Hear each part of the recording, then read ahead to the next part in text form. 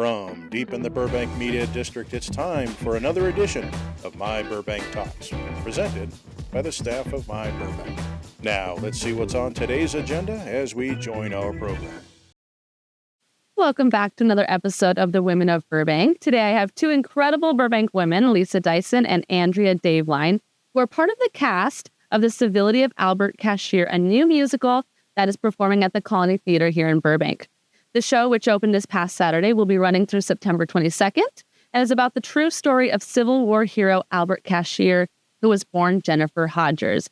He immigrated from Ireland in 1862 and worked as a laborer until President Lincoln's urgent call for soldiers to fight in the Civil War ignited his sense of adventure, and he enlisted as a member of Company G under the name Albert DJ Cashier. So welcome, ladies. Thank you. Thank you for being here. Before we get into the show and your roles, I just want to get to know you guys a little bit better and hear about where you were born, where you're raised, and when you came to Burbank. So whoever would like to start. Go for it, Lisa. Thanks, Andrea. Yeah. I was born and raised outside of Philadelphia. I've been out in California now. So basically, I feel like native forever and ever and ever. And moved to Burbank 20 years ago. So I've lived all over the place. Oddly enough, one of the places I lived, because being an actor, we travel everywhere, was I shared a house with a couple other actors that was literally right across from the football field of Burroughs. Oh, wow. Long before I was married, long before I had a daughter who went to Burroughs. And so that was kind of a fun little fact. The house is still there. I walk by it every once in a while and relive memories. So technically 20 years in Burbank. Okay, yeah. So you raised your kids here in I have one child. Yes, she's now 25. And so she went through the Burbank School District. That's why we moved to Burbank, because we, it was a school district and we squeaked by because we were actors, never thought we'd afford a house, and actually squeaked in right before they jumped sky high. Yeah. So we lucked out. And so, actually raised here with a bunch of great neighbors and cool people. And yeah. So I'd say you're pretty much a Burbank native. 20 years is a good time. I guess so. Yeah. I think that's a big chunk. But you're super new to Burbank. I am. We just moved in April. So I grew up in American Fork, Utah, and then my husband and I spent the early parts of our career just kind of going around from theater to theater, earning equity points and doing little tours and all that kind of stuff. And then ended up in New York City, where we spent the majority of our time. And then when the pandemic shut everything down, we were like, hey, you know what? Our family's getting bigger. This 5 of us in one bedroom is not working out as well when our giant son keeps growing. Why don't we switch over? We had talked about moving to, LA and discussing some of the ideas between theater and film, how film is maybe a little bit more permanent. The magic of theater is that it's that moment right then. Mm-hmm. And only those people in that show are sharing that. And it's a really incredible experience. Some of the discussions we want to have, we were wanting them to be a little bit more permanent. So we moved out to LA during the pandemic and ended in Sherman Oaks and spent that time just kind of figuring out where in LA we wanted to live. And every single time we came to Burbank, we're like, how does this exist? This is magic. It's like a bubble. It's like huge big city stuff where you have all the arts programs and you have food and you have film and you have theater and all of that. And yet it feels like a little community. It's incredible. So we started looking for a place, and as soon as one came available, we're like, it's ours. Yeah. So do you plan on staying here for a while? Oh yeah. I don't think we'll be moving anytime soon. No. Our oldest is in high school, so he just started, and then we have 2 in elementary school. So the school system here is incredible, and the people, like the community, has been so welcoming. Yeah. That's amazing. Well, welcome to Burbank. Thank you. I love it. And you guys have been in theater for a very long time. Yeah.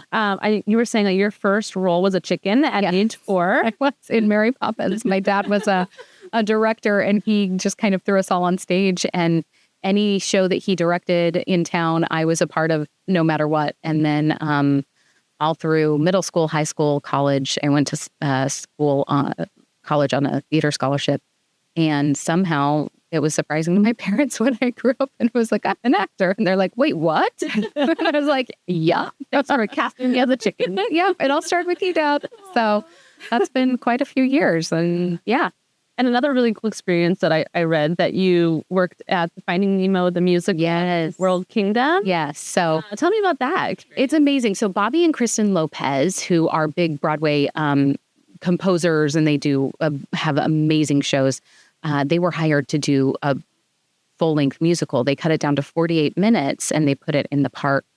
And so Adam and I got cast together in that. So he played Bruce, the great white shark, and that shark, we learned puppetry, which was Michael Curry puppets, the same ones they use like on Broadway for Lion King. Yeah.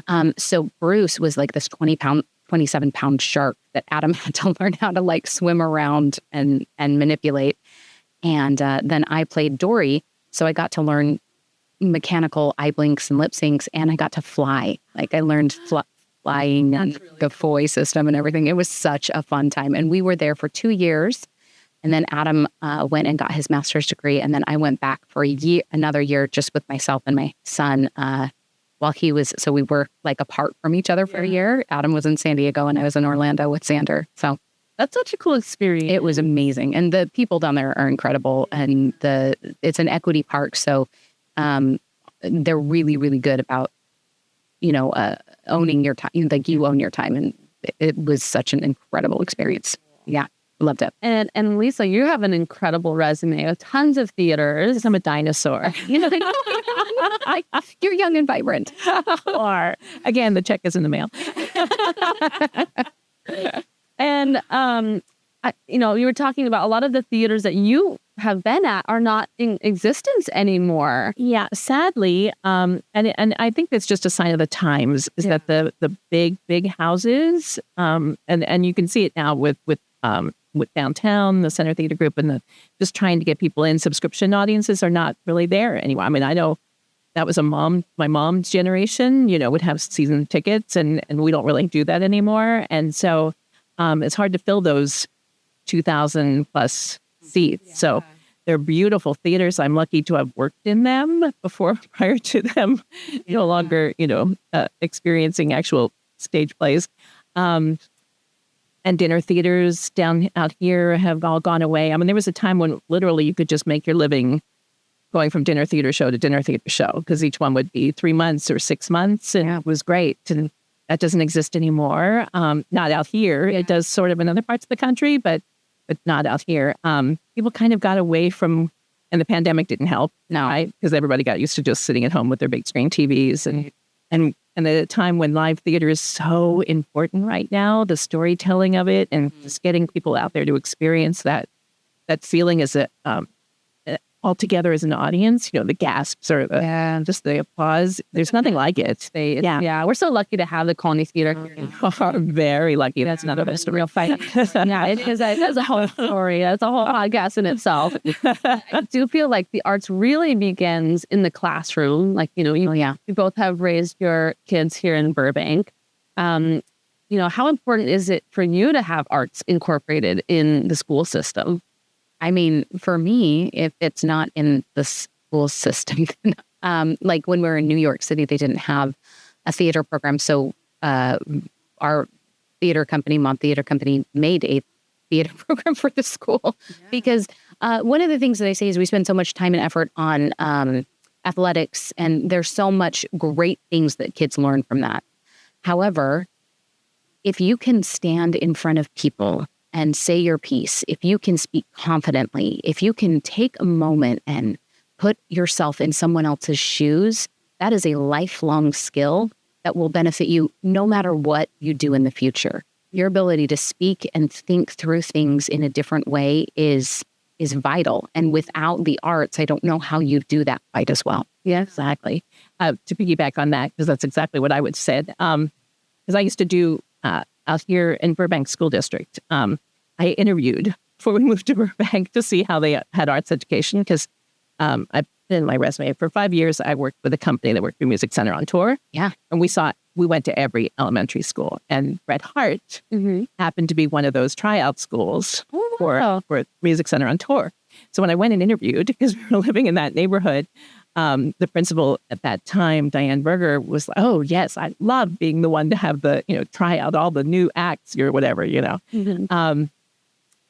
So that was like, oh, sold. I mean, that's what I want. I want kids. And for me, it's always not just been about my child, because because of her DNA and who she was born to, she was always going to be exposed to the arts. Yeah. It was about all those kids that I would see going to each elementary school who never got exposed to it, ever. And their faces would just light up with live music or live stories. And there's just nothing like it. And so knowing that Burbank supported that and that they would get the assemblies from Music Center on Tour, which was kind of a big deal, as I date myself, in the 90s. Told you I was a dinosaur. It's really cool. And that has continued. I mean, we fought a group of parents that we could not believe that Burbank was cutting music education, that did not have it. We were in the media capital of the world, and we did not have music education or theater or arts, visual arts for our students. I mean, almost everyone here is in the business at some point. And so it was just appalling to us that would happen. So the Burbank Arts for All was started up, the foundation for that, which provided grant money for teachers. We paid for elementary school music teachers to come in, and we paid for visual arts teachers to come in, and theater programs. And I mean, and we kept it going. That was a really long time. It's only very recently that's been taken over and become the Burbank Arts Education Foundation. They still provide grants for arts education as well. But arts integration and education is so important, because as we say, it's not just that, it's about your building confidence. And to me, it's the most common core of every Common Core academic thing, because you have to learn it all. Problem solving, working with each other, ensemble building, everything. Whether you become an actor or not, it's not even about that. It's about life together. Yeah. And it's always the first thing that gets cut when there's budget cuts, right? It was the first thing to go. Which is so interesting to me also, because it doesn't take much. It takes one person with passion. Like in New York, our theater company would take a box of just stuff and say, what can we make out of this? And what stories can we tell out of this? It doesn't take much. So I'm always confused as to why it's one of the first things to go. Yeah. When it's so vital, and it doesn't take much. Especially here in Burbank. Yeah. We're creating the future generation of people that are working here in Burbank. Keeping the city surviving. Yeah. So it's money. I mean, it comes down to money, I mean, we can provide money, Yeah. Well, you've done career theater with kids for a lot. I mean, you have so many programs I saw on your resume. Like, one I want to talk about is your Burbank Youth Summer Theater Institute. Misty, is that your baby? Is that our baby? My baby. The funny story, sure. The funny story is Peggy Flynn, who is our Vapatosa at the district. This is all new to you. She's great. She was a teacher. We met at a Music Center on Tour professional development thing. And then she called me up and said, hey, Woodbury University here wants to see if we can come up with some sort of summer program. Shakespeare, the dean at that time, had a similar program in Maine, and he wanted to bring something like that to here. And me being always the improv saying yes, said, sure, I can do that. And so we jumped into it. It's literally you jump off the cliff, and you go, okay, let's make this work. And I hired two other Burbank parents who also happen to be actors, David Prather and Crystal Robbins, and Beth Morrison, who is still the visual arts teacher at Burroughs.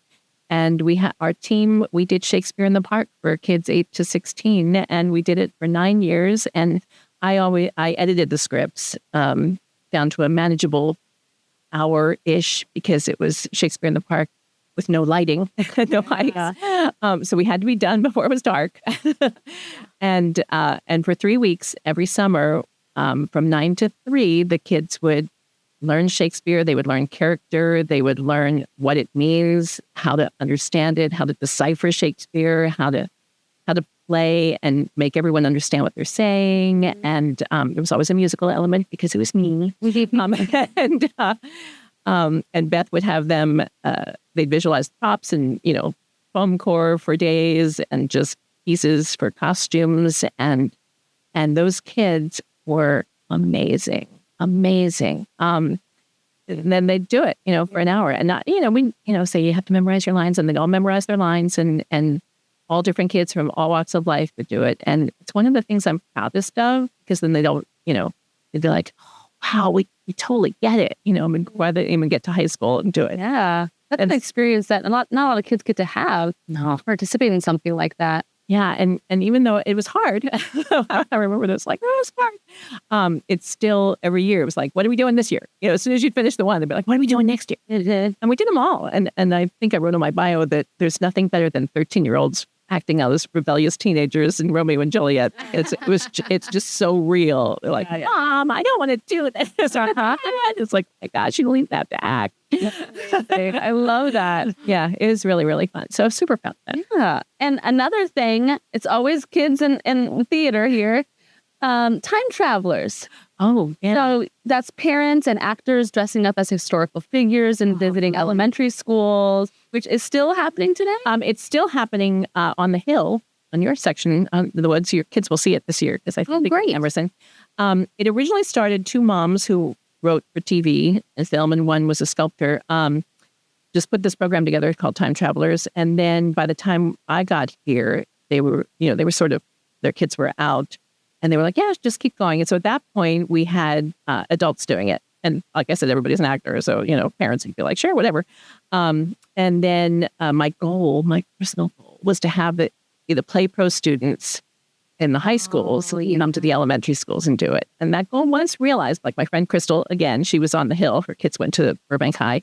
And then they hit this hill, the schools on the Hill, and Burroughs hit the flatlands. So we would go to Bret Harte, McKinley, and Disney. And, and it's a really cool thing to keep going. And so, like I said, I was Betsy Ross at one time. And so the dress had been made for me.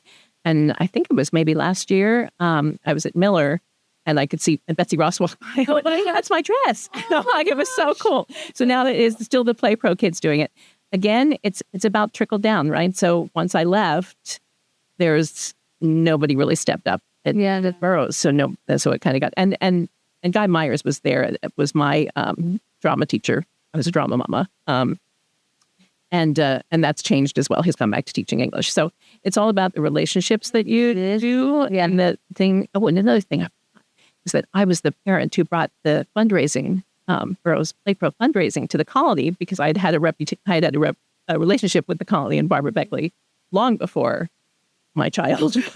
And so, and people in Burbank had never heard of the colony to me. Yeah. Was this before it was in the location that it was at? It was when it was right here, right here in Burbank. And they're all like, oh, I never even knew this existed. And so we'd do our fundraising there. Yeah. And that was Brenda. Thank goodness to Brenda Kalkoff, who actually was like, sure, let's try and make this happen. And Barbara Beckley's blessing as well. But still, it was just like, so then that became a tradition every year. And the kids got the experience of being on the colony stage. Yeah. And then Burbank High now still does that. I think sometimes they'll do their plays there as well, because they're close enough. Yeah. Oh, really? Mm-hmm. Yeah. So it's like right on the corner. Yeah. And walk right over. So, yeah. So I feel like I have a lot of Burbank experience. It's really kind of bizarre. I just like that it's called the Hill and Flatland. That's flat. Putting that in my little bike later. Got it. You're on the Hill. I got to learn. Yeah.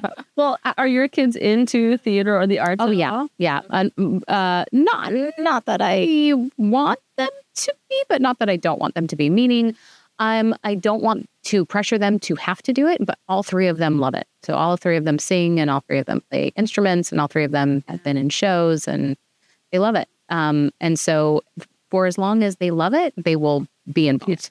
And you said your son is in the show choir at Burroughs, which is like a huge thing. I didn't know. Very like world renowned for that. I didn't know it was a big deal. He was like, I'm going to do show choir. And I was like, great. And show choir when I was going to school was like sequin bow tie. Oh, yeah.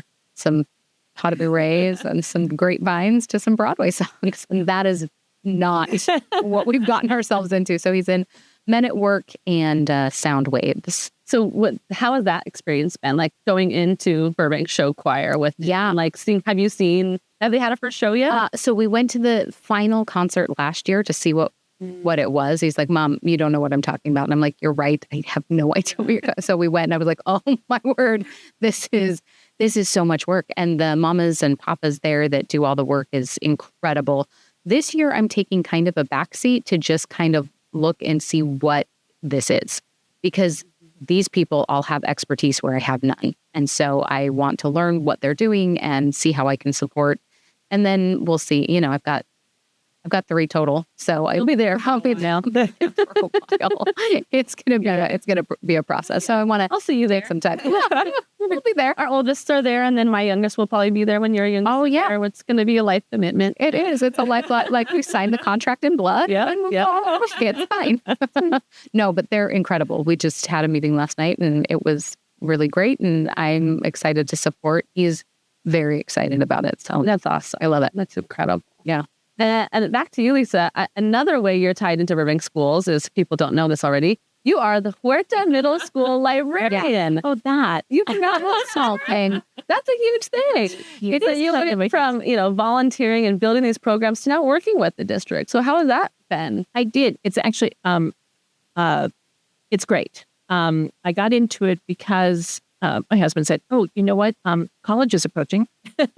And maybe you should go back to work. Because at that point, I was still doing show to show, but there is college. And so I knew the principal at Bret Harte. I started at Bret Harte first as part-time. Okay. Librarians. I don't know if anybody understands this, but the elementary librarians are only part-time. They're only there 4 hours a day, and they do an incredible amount of work, and all of them have amazing expertise in their fields. A lot of them were animators. A lot of them were just major people in their own fields. And then because they had children and they wanted to be part of the schools, then that's, it's a way for them to give back and be with their kids and be off at the same time. That's really kind of what it came down to, so that I could be off in the summers to do the Shakespeare camp and off in the summer. Schedule, really. Yeah, and be off when she was off and the whole 9 yards.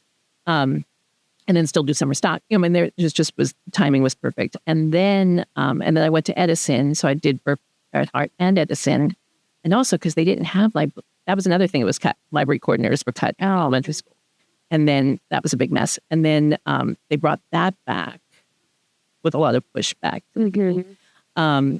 And then just to read out loud to kids, to get them to understand that you can read with expression. Because, we all get tired of hearing it. And then they did it's just all that stuff. And it's like, no, it'll be fun.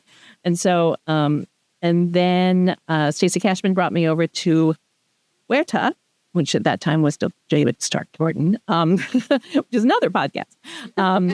There's a lot of Burbank history. History. We need to have a sit-down chat. And then, so I've been there now 10 years. Wow. Okay. It goes by really fast. Once they're in school, it's like you're done, right? You just lose track of any time, what year you are. Yeah. And I love it. I actually love middle school kids. I think it's part of my DNA that I just like that age. Yeah, that's a hard age to love. It is, and it is, but they're just like have a middle school. Yeah. But they're still, don't tell your middle schoolers, but they're still kids, right? And so that limbo is like that. Between figuring themselves out and growing into their bodies and all, and wanting to be so grown up, but they're really just, yes. 100%. So it's just an awkward age forever. We've all gone through it. And it's just awkward no matter who you are. And I just love it. And so I love, and so then part of the thing is to make sure that my deal, unfortunately, the administration feels the same way, is to make sure that every kid in the school feels that they're represented when they walk in the library. Yeah. And I think we're there, and it's really, really nice. And it's just, I think they feel it, and I think that they, the teachers are great. And so, and they, and I actually do Shakespeare for one of the 7th grade classes. I go in and do it summer for her. And so I've been doing that for her. And they're like, oh my God, because they don't know. Oh, and they really get into it, and it's fun because, it's a fun way to express themselves. So wonder. Yeah, so there's that too. Yeah. We'll always find something that Lisa will be tied into it. I know. Burbank. I can't, because I refuse to grow up. I have played Peter Pan. I have flown by Foy. And it's fun, right? It's super, super fun.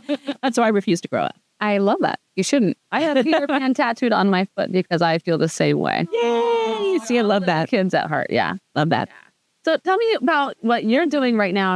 We'll talk about the theater and stuff like that, but you're in some writing groups that you joined when you came to LA. Yeah. So What days look like? when we first moved here, the whole goal was to take Mod Theater Company from New York City and make it into Mod Productions. And my husband jumped into UCLA Film Directing Extension Program because he'd been a theater director, but we didn't know much about film. And he actually just finished his last master thesis class yesterday. Wow, congrats. So he has completed his program. And then I jumped into a screenwriting program here in Burbank called, with the group labs called Bad Pitch Writers Lab.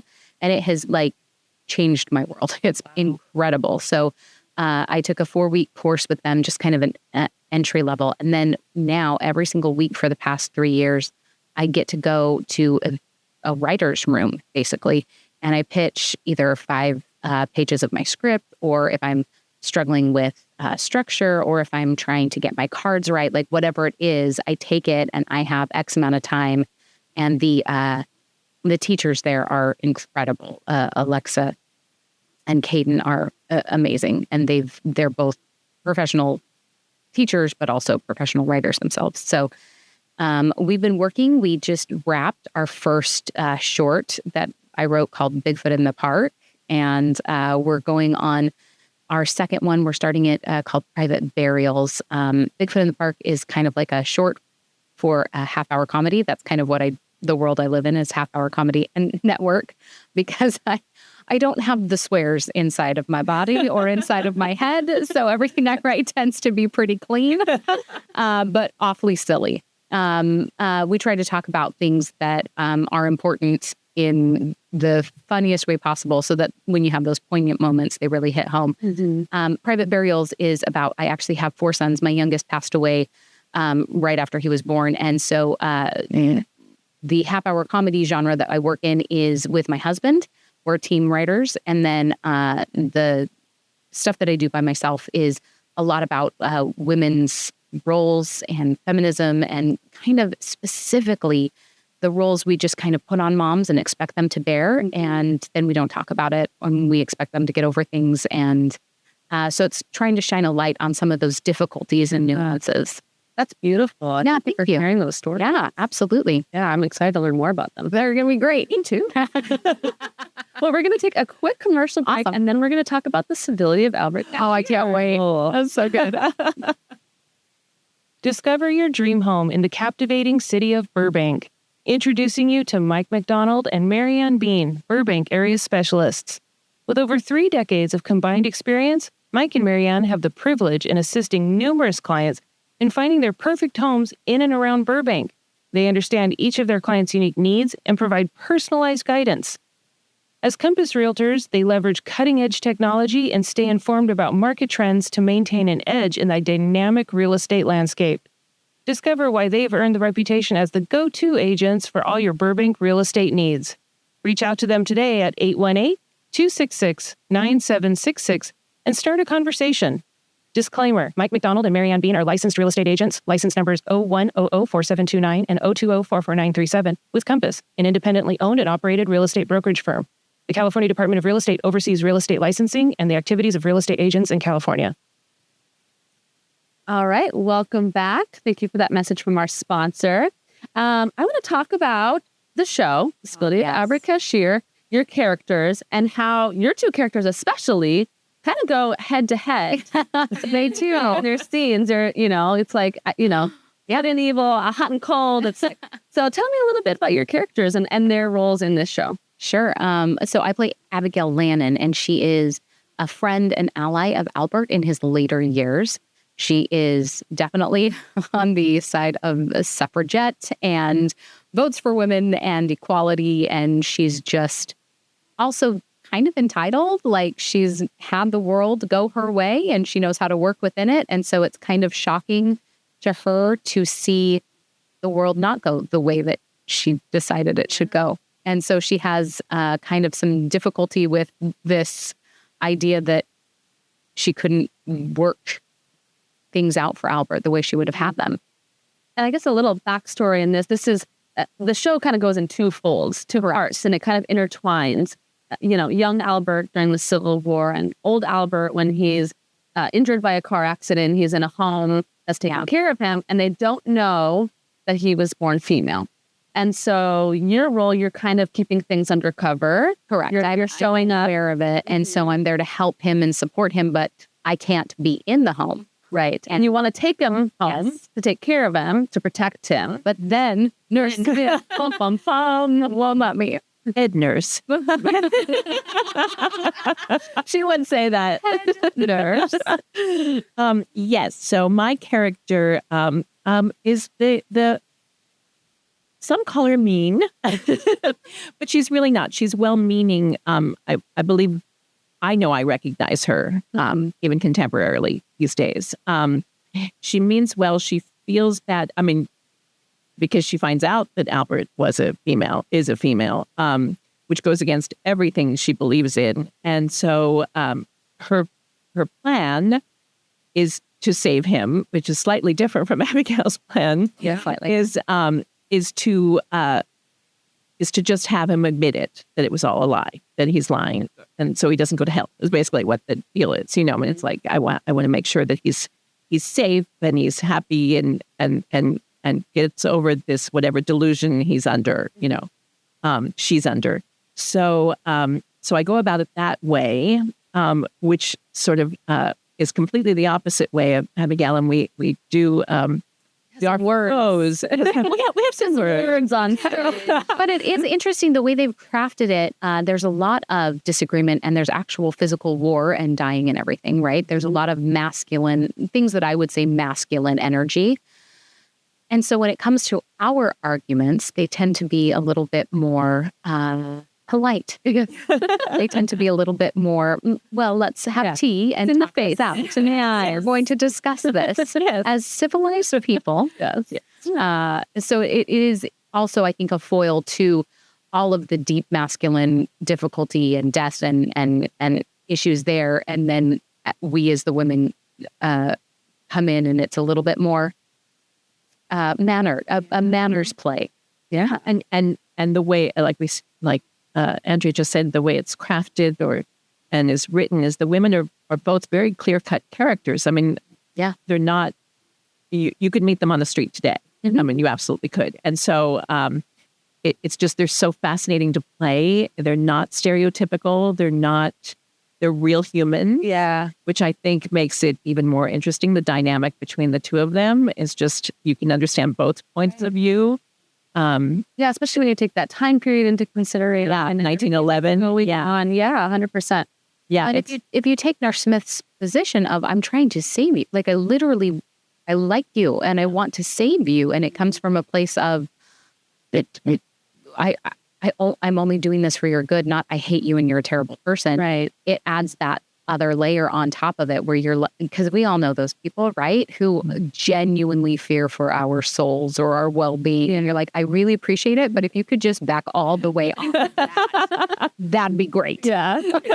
So she's that well-meaning person who just sees things in black and white. Mm-hmm. Yeah. That's a great way to explain it. I love that. I feel like now that I'm going to see the show again, I'll see it in a different light. I'm just like, that nurse. But now I'm like, okay. She genuinely wants to hug. Yeah. And especially when I see now, you really were Jenny. So this is actually you're not a bad person. You're just having mental instability. Right. You're not just a crotchety old man. You're like, I get it. You know, it's the term, I think that the script is so good. Way to go, Jen. Because we get it. Yeah. It's just so brilliant. Just when he calls her hysterical, when he calls Abigail hysterical. And we have all heard that. And we've all heard that recently, is that women can't show emotion because then you're hysterical. And it's just so brilliantly written that she goes, no, not only that. Yeah. I am no different from any guy that's going to have whatever emotional, outburst. And I think I just love that. I mean, lots of the lines that are just so smart and so spot on to what we're all seeing today. Yeah. It's just not an historical piece, Right. It's universal. Taking that modern themes and putting into this historical era, which is so beautifully done. And I know the choreography and the movement and the songs, everything kind of falls into that time era, which is really incredible because you feel like you're transported in that piece. Yeah, it's really great. I think one of my favorite things about it too is that the directing team, the artistic team, everybody talks about how we're all learning from each other, right? Albert, in his younger years, learns from H. Ford, who is striving for his own personhood as a Black man in the Civil War. I'm trying to learn from Albert. Albert learns from me. Jeffrey learns from, we're all, and how even though our experiences might differ, we all can learn from each other and become better together. Yeah, absolutely. It's such a beautiful story of brotherhood and friendship and identity. And, I got to sit in the table read, and gosh, that was so hard to get through. Everybody. It was not a dry eye. And that was just sitting down, talking and singing. So, everybody's put their heart into these characters. Why do you think this story is so important to be told today? I think there's just, even in the title, the civility, everybody is fighting their own battle. The first time I worked with this show was in 2021. I'm going to say 2021. Might have been 2022. It was a reading up in the hills, the Hollywood Hills, not the Burbank Hills. And I came in being like, amazing. I'm going to be like an ally. This sounds like a great piece. I want to be here for people who have a different lived experience. But in the process of understanding how the humanity of this show comes out, I was again reminded of things that I am fighting for. The individual rights, freedoms, even in some cases like the son that I lost his personhood and representing him, and the things that we do for each other and for ourselves in order to have that "this is my life" moment. You know what I mean? It's gonna differ for every single person, but I love how this show shows you that it shouldn't have to happen to you to matter to you, right? You shouldn't have to be a trans person to want to have rights, equal rights for everybody. You shouldn't have to be a person of color in order to want and yearn and vote for people and be active for equality. Mm-hmm. You shouldn't have to be a woman in order to have your voice, to feel like, hey, my voice matters too. Listen to me. Listen to me. Mm-hmm. So that's, I think, something that they've done so incredibly well. It's not just about this one thing. It's about all of us. Yeah. Yeah. I do feel like those walls of divisiveness kind of just melt away on that stage. You can kind of find yourself in every single character. Yeah. Which is pretty incredible. And that's probably my favorite thing about it. I love it. Yeah. And so you guys just had opening night last weekend, walking the red carpet, interviews, photos. Yeah. How was that experience for you guys? It's bizarre. You had your opening night of Footloose, so I know how crazy it gets at the colony. Go to that one because we let the kids go to that one because they were all dressed to the nines, and the adults were like, no one wants to see us. So it's really Footloose. No one wants to see the principal. So we went, but this was super fun because we were all, it was really fun. It was really well done. Yeah. Everybody got dressed up, and it happened to be Philip's birthday. One of our friend who plays Booker in the show sings Chicago, for those of you who have seen the show. Also one of my, of the show. It's my husband's favorite number. Yeah. And they, so it was super fun. Yeah. We had a blast. I know I had fun, and I wasn't expecting to. It was like, oh my gosh, we have to walk the red carpet. It's like, oh my gosh, this is really fun. One of the fun things is that they really did a great job of bringing people in, you know what I mean? And being like, hey, we've done this thing, but we want you to join us too. Mm-hmm. So come join the fun. Come be part of this. Yeah. Be part of this movement. Be part of this musical.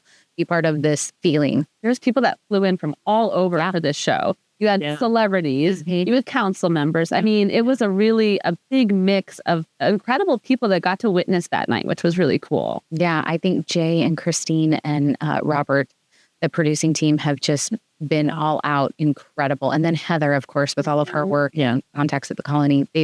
It's incredible. So with all the shows I've done, I think this is the first one that every single person, cast, crew, creative, producing, everybody is on the same message. You know what I mean? And everybody believes so much in this message that we're all like, yes, I will say everything and get everybody there, because it's really not about us. It's about this Courtney story. Yeah, absolutely. I 100% agree with that. Yeah. And I feel like it's hard to explain, we're trying to promote it ahead of time and you're trying to explain the story, until you're there, until you witness the music and the feelings that come out of your body during these some of these songs, you walk out there like, how do I get everybody else to come see this show? Right. It's just incredible. Isn't it what is Sid's first line is that nobody wants to be forgotten? Yeah. Which is so universal, right? And nobody wants to be forgotten. Yeah. And you want to be remembered in the way that you want to be remembered. Yeah. And that's kind of the underlying message as well. Yep. And it's just, you want your personal dignity. And and the character faces dementia as well. I mean, there's like so many different levels. Grief and loss. Yes. And so many aspects are touched on this musical. It really is hard also, I think, when you're like, hey, I'm in a new musical and people are like, oh, cool. Yeah. And you're like, no. Like I have had that reaction so many times. I'm like, great, another jukebox music on cool. Yeah. But this one is interesting because it's the power behind it is very unique. Yes. Yeah. Yes. So if you are listening, please go. Yeah. This show. Yeah. You won't be sorry. Yeah. And it's only there until September 22nd. So we have a couple more weekends left. But something else I want to bring up, which is really cool during rehearsal, is you brought in a book that you had purchased for your library before Albert Cashier was even on your brain. Yes. It was so cool. The Star of Infantryman by Rob Sanders. She brings it in and we're just like, there's a children's book? Seriously. It was so I got to take it home to my boys. Did you? Yeah. It's so clear too. Like it's so well written. I think that there's a lot of fear mongering out there about books and we need to ban this. And this book does such a lovely job of just saying, hey, look at this piece of history. How interesting. Mm-hmm. Yeah. What a surprise. Yeah. Yeah. I actually had read the Civil War of Amos Abernathy was the middle grade book that I bought. And this was literally the year before Albert Cashier came into my life. Really? Yeah. So bizarre. So that when I saw the audition notice for the show, I was like, that name sounds familiar. Why does that name sound familiar? And I went, did I read about this? And I looked up and I went, oh, I did. In a middle school book in my library. So I was like, okay, I have got to share this because this is such a timely thing. And then thank you to you, Ashley. Well, we worked together and contacted these authors. It's amazing. And they're coming in from Oakland and Florida to come read these books on the stage for free to the public, which I think is so incredible. So that's going to happen this Saturday at 4:30. That's going to be after the matinee show, after your 2 o'clock. So hopefully some of the cast will stick around. There's going to be a live Q&A. They're going to talk about integrating this book into the classroom and the themes. And you're going to help moderate that. I am going to help moderate. And then they'll have a couple books for sale, but they'll also be signing, I think, some postcards or some bookmarks as well. So everyone can have this feature. It's going to be really, really neat. The book itself is gorgeous. Yes. Like such a gorgeous piece. And the story, the way that the author has put it together is accessible and easy and not like this is clearly a side that I'm taking politically, but just a look at this story. What happened? Yeah. It's incredibly well done. Well, I'm very excited for it. So that will be Saturday. Saturday, you said what time? At 4:30. Okay. I'll bring my boys. Yeah, that'd be great. Yeah, I think we've been trying to invite all of the educators around Burbank, trying to get librarians at the schools, at the public libraries, just to kind of hear these pieces and hopefully integrate them into their classrooms, into their libraries and things like that. So just thank you guys so much for being here. Oh, yeah. I really do. It's so fun. I love that you're both, Burbank moms. Yeah. Welcome to Burbank. Thank you. I'm going to claim that title. I'm going to claim it. The second you step foot in here, you're now a Burbank mom. I'll bring you in. So come see the Civility of Albert Cashier happening at the Colony Theater. The tickets are at colonytheater.org. And I will put that link in our bio in the show. And thank you guys so much. Thank you. It's been so great. All right. Awesome. I'll see you guys on the next podcast. Thank you for watching the latest myBurbank video. If you have it in your heart, please consider helping us by clicking on the super thanks down below. Or even better, go to our channel and consider a membership. Your support is what keeps myBurbank going strong.